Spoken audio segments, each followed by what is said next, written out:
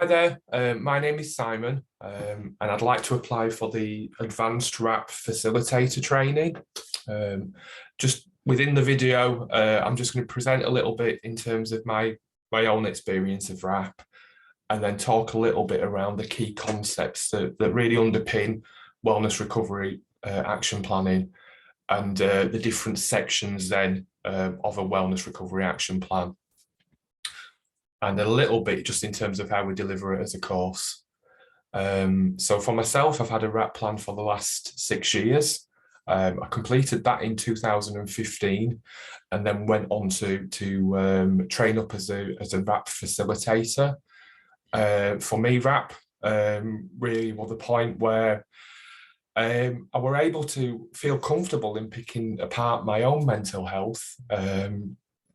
And I spent a bit of time with that because I've had anxiety and periods of depression on and off, and I went into RAP sort of with the idea that I were pretty well, and what came out of the process was that I were good, but I wasn't as well as I thought, and RAP really helped me to understand that. I'd not gone into depression like you just kind of walk through a door. There'd been a process, there'd been signs, there'd been symptoms that had been there before, and I just weren't aware of it. I didn't have the language to understand what were happening. Since completing my RAP plan, I've not been into depression. I understand there's triggers and there's early warning signs that I give off. And RAP's really allowed me to speak to other people, to get the support in place, and that's prevented what I feel would have been situations where I might have relapsed. Since doing my training in 2015, I've facilitated about 15 different RAP groups, all within sort of my sort of local areas that I've been working within, in Mirfield, Halifax, Barnsley, and now in Leeds, where I lead on a recovery college.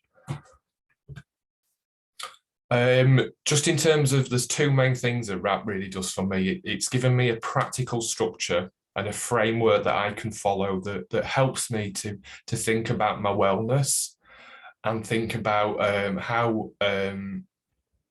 I sit with and manage on a day-to-day basis feelings around anxiety, low mood, and the big thing for me is managing stress.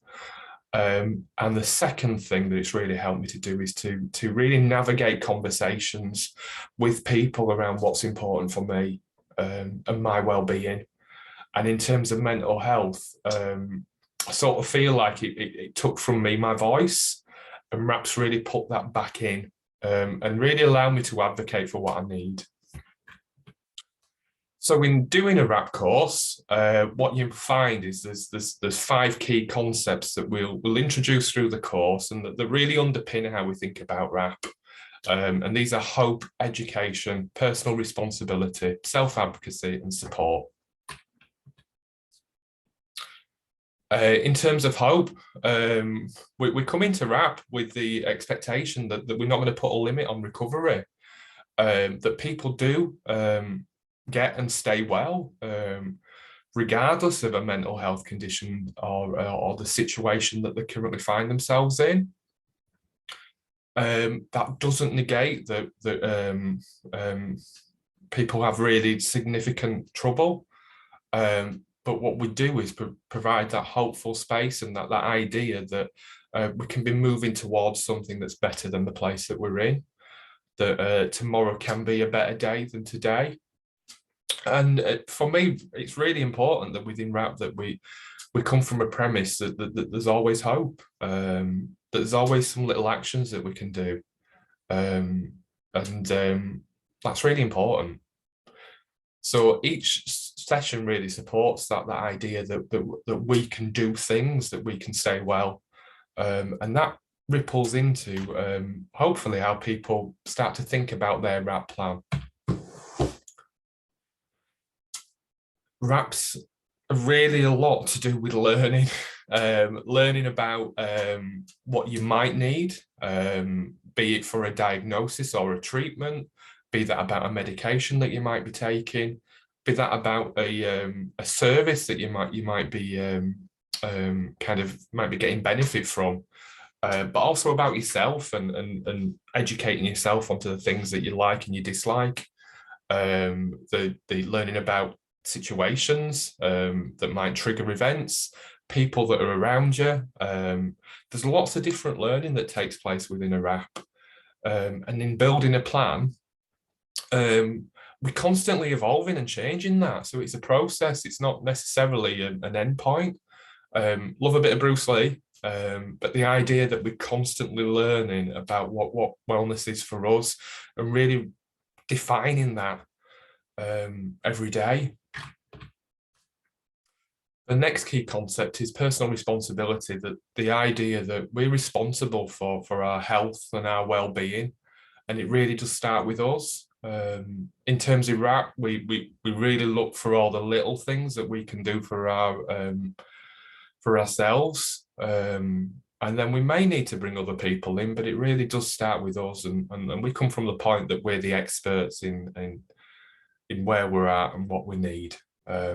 And through the course, we really support people to think about how they can be responsible, what things they already do, what things can they stretch to maybe try that mean that they're really looking after themselves.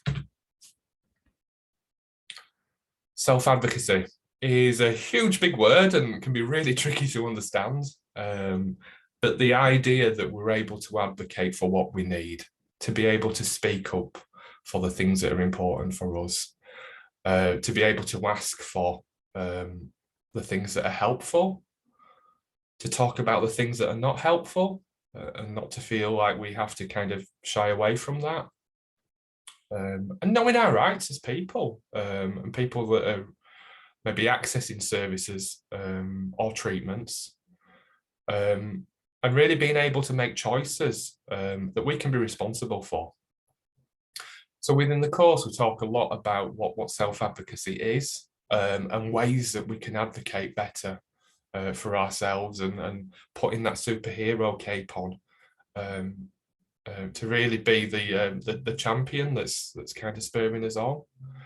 Because there can be many situations where we don't feel that we can advocate for ourselves, and in RAP we really look at that. The last one is around support.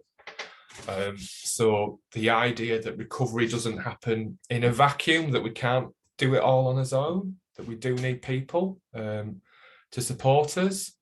And that can be for all sorts of different reasons, for things like medication and services and treatments. We need support from professionals, but we might equally need support from people around practical things like paying bills, maintenance issues when your washing machine breaks down and what you do.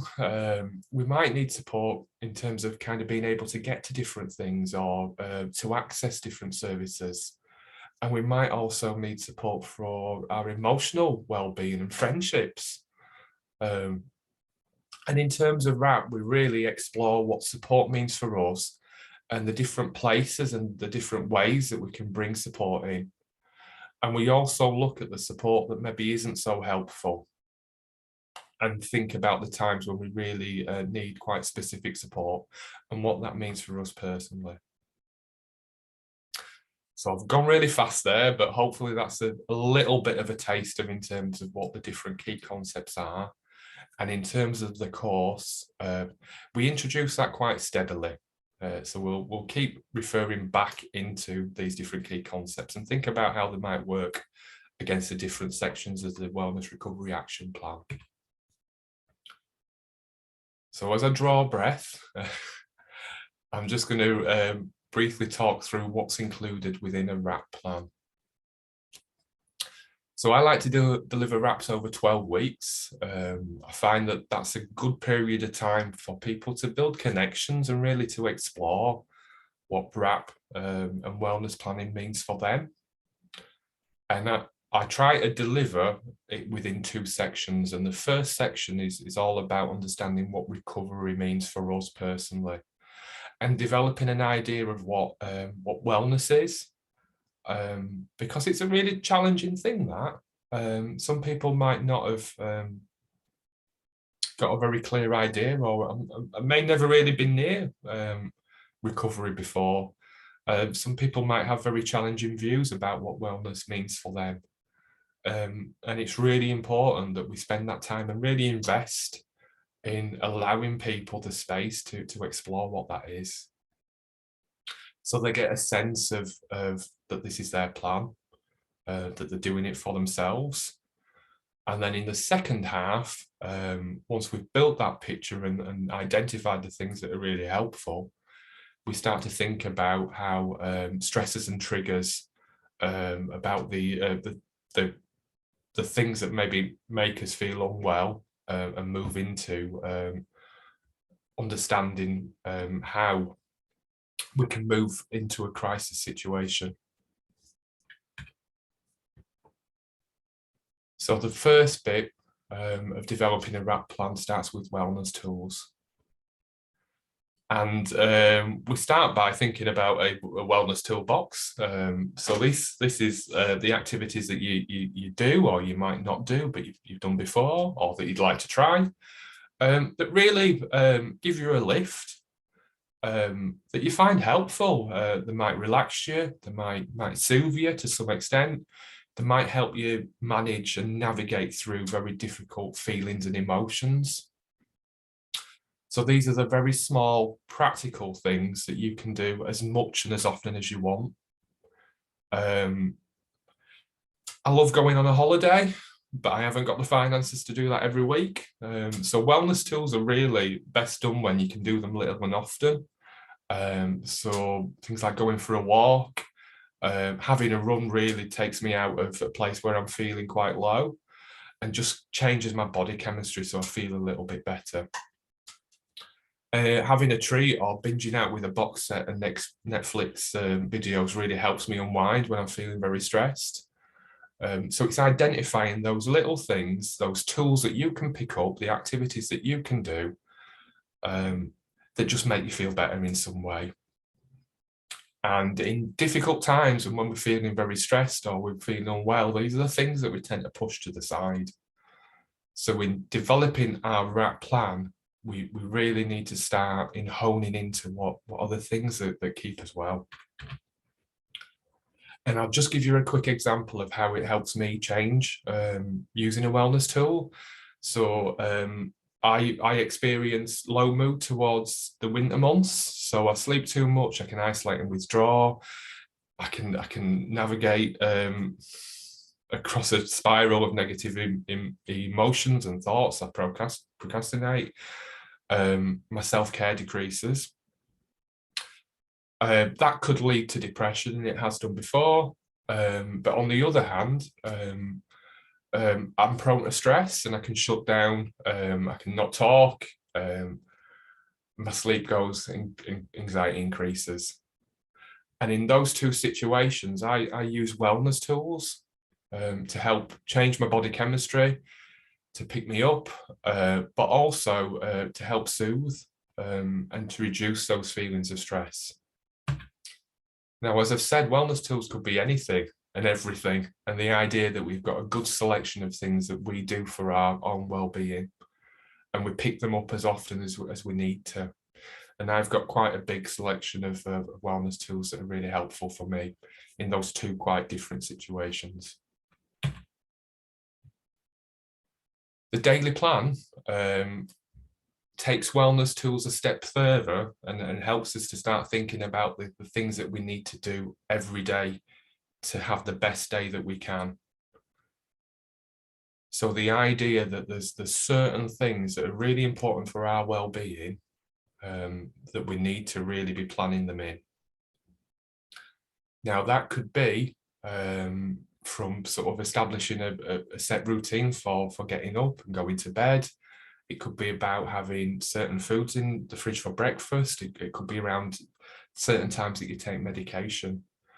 What's in your daily plan will be very different from maybe somebody else. And it's important that you identify the things that are really helpful for you.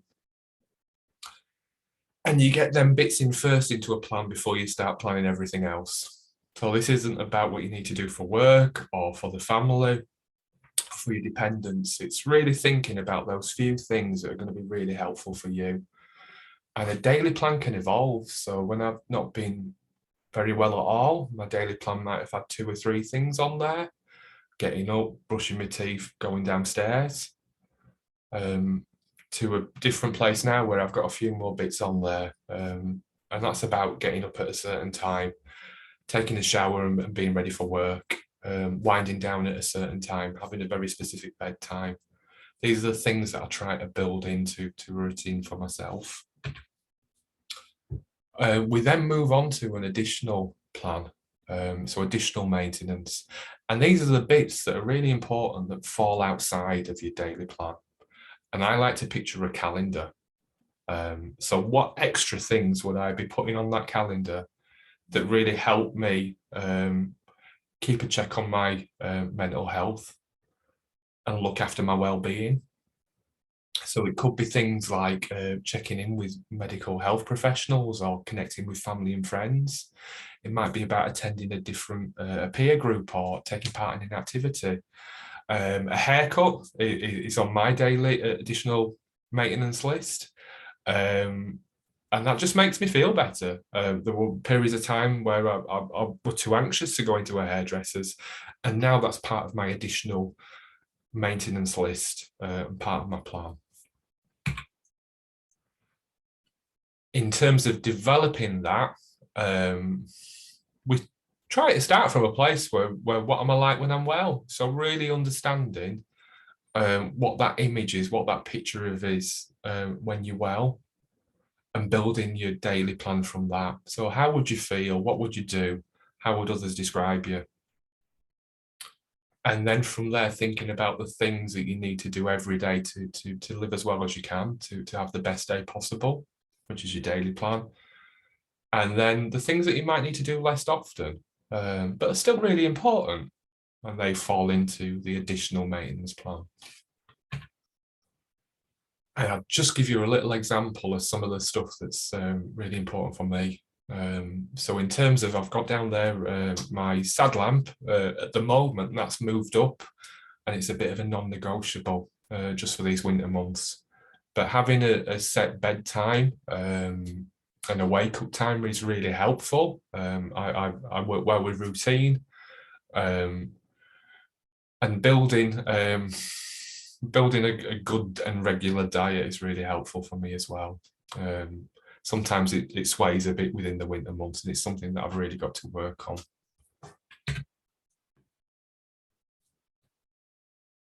Daily planning really does a lot. So it helps us to identify when as routine maybe goes a little bit off track. And that's okay, that's not our fault, but it might be a sign that things are not as good as they could be.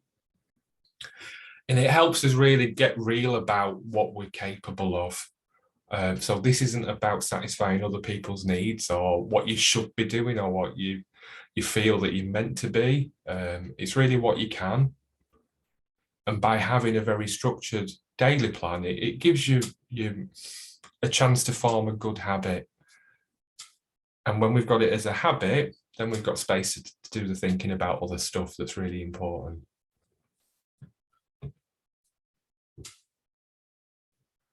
The next section of the wrap starts to look at planning for stressors and triggering situations, circumstances, events. Basically things that if they happen, we get some uncomfortable reaction. And if we don't respond and deal with that in some way, we could be feeling worse. Stresses and triggers come in many shapes and forms, generally the external to us. So it could be things like a date that's coming up. It could be family parties, a massive stressor and trigger for me. It could be around different smells or people or places. It could be a memory of a traumatic event. There's lots of different things that could be a stressor or a trigger. And it's important that we start to identify what they could be. Some of them we'll be aware of, some of them we're probably not. And then we've identified it to start building action plans to understand what sort of things are going to be helpful for us to navigate through those stresses and triggers. That might fall a little bit into daily plan. That might mean that we pull in lots of different wellness tools, but really having a good, solid process that if a trigger or stressor occurs, these are the things that might be helpful for me.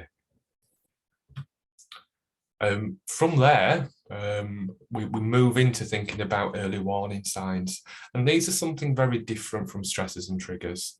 These are subtle signs that we notice or other people might notice about us that means that we've changed in some way. There might be signs that our health is deteriorating, or a mood, or our outlook might be being a little bit more negative in my case. But there's something that's not quite right. And these can be really subtle things, maybe the way that we use language, or we're not as motivated as normal, or we're leaving the pots in the sink overnight is one of mine. And it's not something we'd normally do when we're feeling good. And by identifying those signs and being able to spot them, the hope is that we can take some action. And we create a early warning action plan at this stage to help us really navigate through those early warning signs and hopefully get us back to a place where we're feeling okay. But despite his best efforts, that might not be the case. That we might continue to get worse, and our situation might deteriorate to breaking down. And this is a really important time in RAP. And it's important that we take some directive action to make our situation as good as it can be. And in this section of the RAP plan, we really explore what breaking down, what getting worse means for us, what we do, what are the signs, what are the symptoms that we might notice, what other people might notice. And then from that place, really building a plan that might help us within that, might help us to kind of prevent any further worsening, but also in building and getting that support in place, just in case we go into crisis. In terms of crisis planning, the best way that I see it is where crisis is a place where somebody needs to come in and help me. So I'm not able to take full care of myself. But what we define as crisis can be really individual. And it's important that we really explore what crisis means for us and our personal situation. Who supports us? What help do we need? What do we want from our supporters? What don't we want from our supporters? This is the part of RAP where we really write in a plan that's for somebody else. Up until this stage, the planning has all been about what we can do, the things that we can take responsibility for. In this section of the RAP plan, the crisis plan, we're really directing people towards what help we need from them. And as we start crisis planning, we return to our daily plan and picking up around what are the things we are like when we're well. So that if we're working with somebody new, they've got a really good picture of who we are as a person. And that's an important place to start from when we're thinking about crisis planning. Where are we moving back to? We then move into thinking about the signs and symptoms that show other people what we're like when we're in crisis. I tend to withdraw. I tend to become quite silent. And when I'm well, I'm quite chatty and I'm quite outgoing. So there's a difference, and it's important that people that are working with us know there's a difference. It might be that the reverse is true. So it's really important that we explore all the different signs and symptoms that we can share with somebody else within our crisis plan. In part 3, we move into the supporters that we need and maybe we don't need, that will help us within the crisis situation, and having a clear idea of who can be called on. Section 4 looks at the medication or the different supplements that we might be taking or that we might need to take, what's helpful, what's not helpful, if we've tried certain things before that have worked or have not worked, that we really identify what those things are. And section 5 is all the other types of treatments, be that talking therapies or activities or specific approaches that have really worked for us and really helped us. So that people have got a clear idea of the things that have worked in the past, because the idea is hopefully they'll work in the future too. In section 6, this is a really important bit, but it's how do we stay safe at home if that's where we need to be or want to be?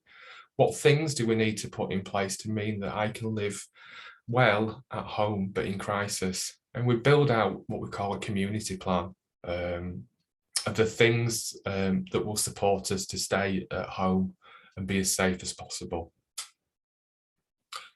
In section 7, it's termed treatment facilities, but I like to think about the services that we might need to be accessing, be that crisis services, that might be returning to hospital, or spending time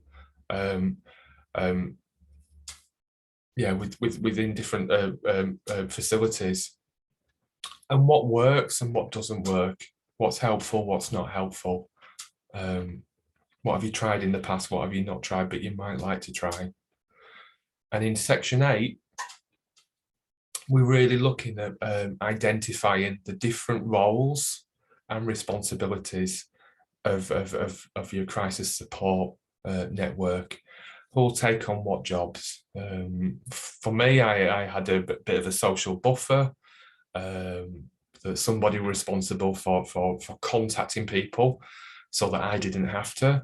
And I had another person that were responsible for supporting my finances and meaning that bills got paid, that supported me to make appointments, take my medication on time. And they were very distinct, different roles. Number 9 can be really important because crisis can bring a lot of guilt for people.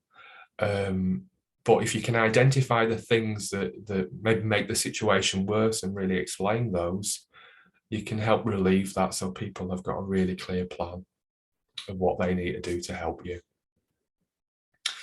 And then the last section of the crisis plan is all around inactivating it, stepping it down.